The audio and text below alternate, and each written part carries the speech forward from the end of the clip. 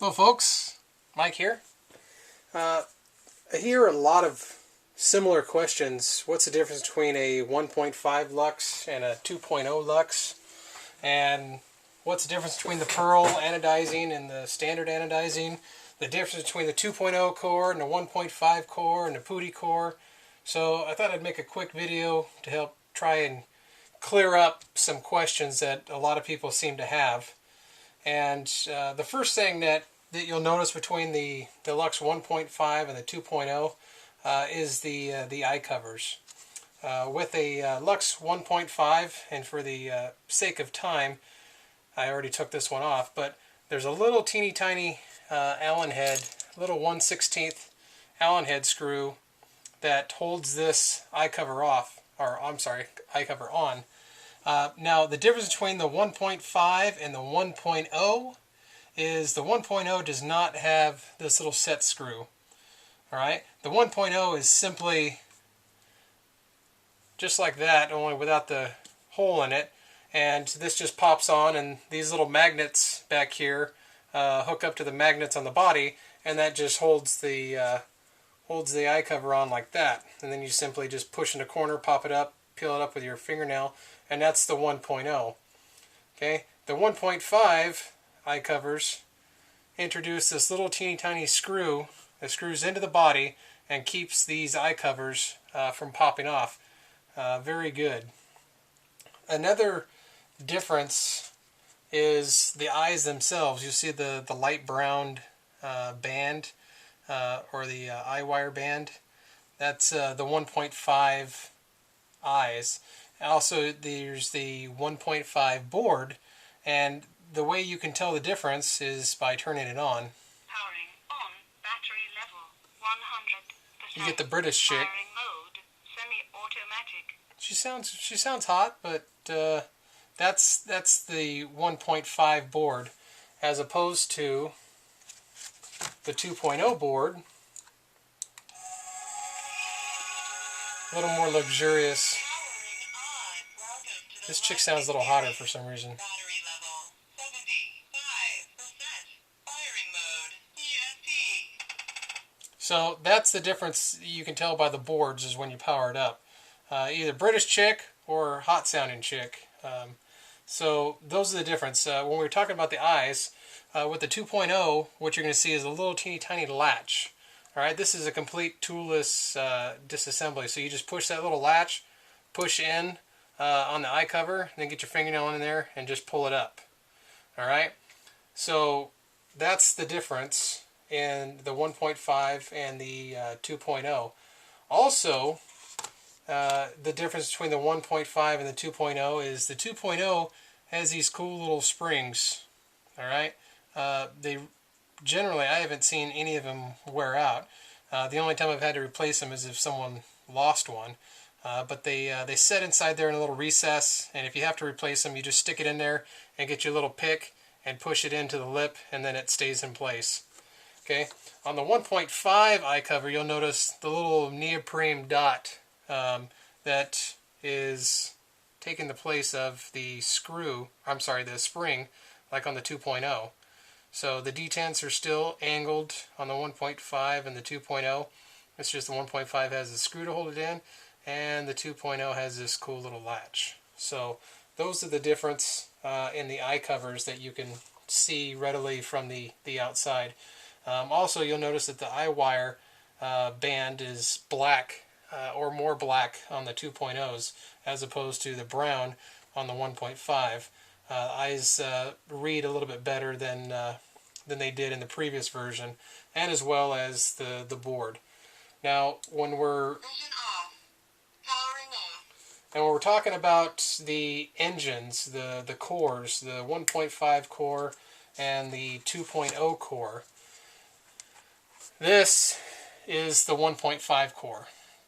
Okay, you'll notice it looks pretty similar, especially the bolt looks very similar to a Lux 2.0 bolt, but what you'll notice is there's no spring in the head of this bolt, as opposed to the Lux, where you can see the spring or the screw in there to hold the spring, and it's sprung. So you push down and it pops back up.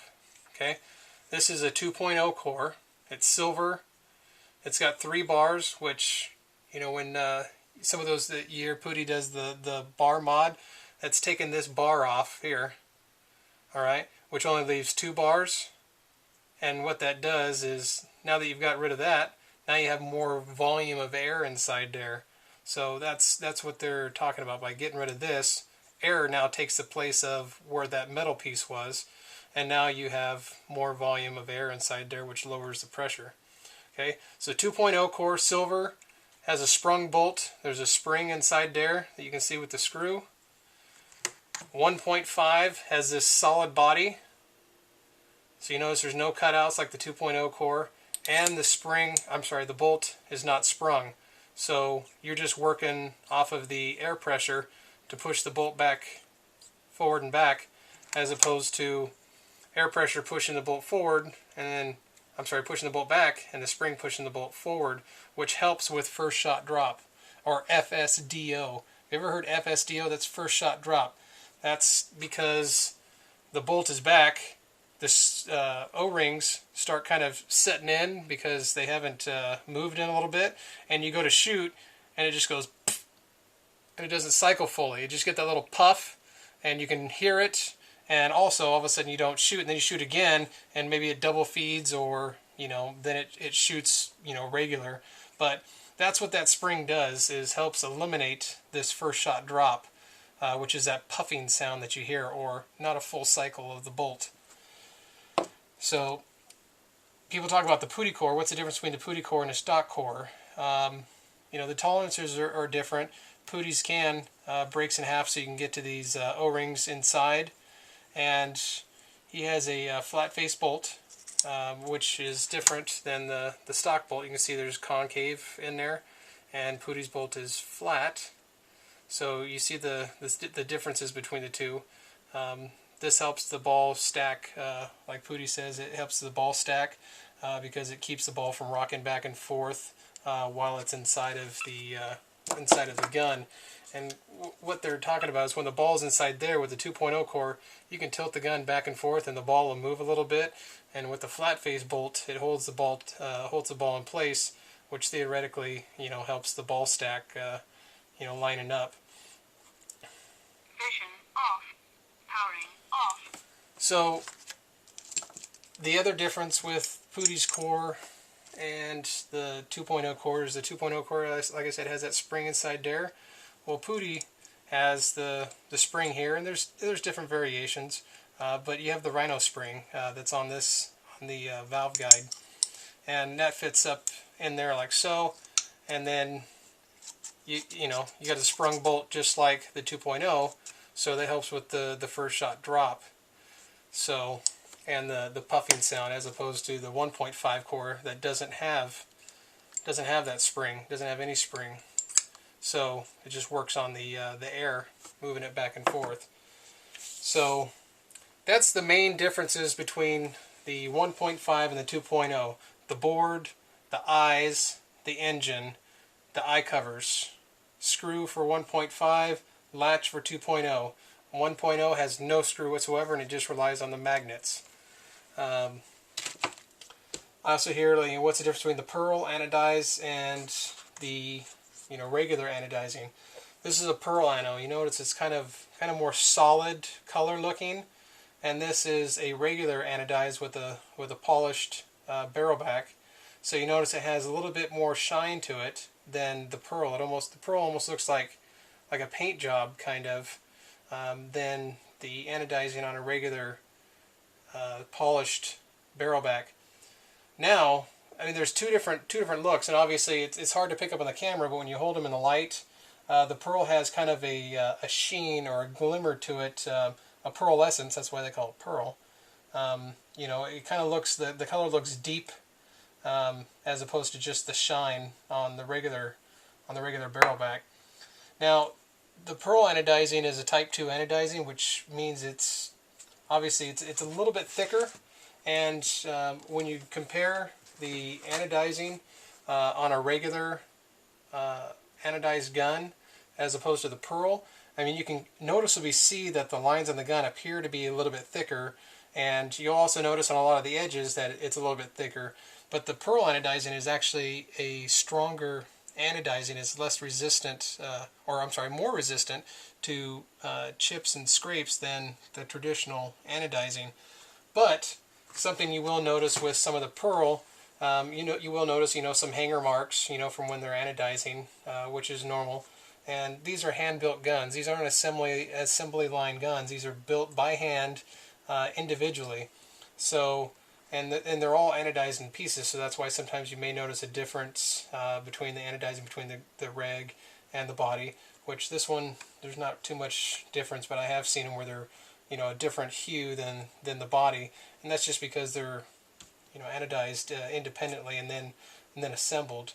But the pearl, if you like the more solid as opposed to the shiny look, is very cool. In the sun, they're truly amazing. Just that pearlescence in the sun makes the color look really deep, like you'd see on a hot rod or something like that. The color's really cool.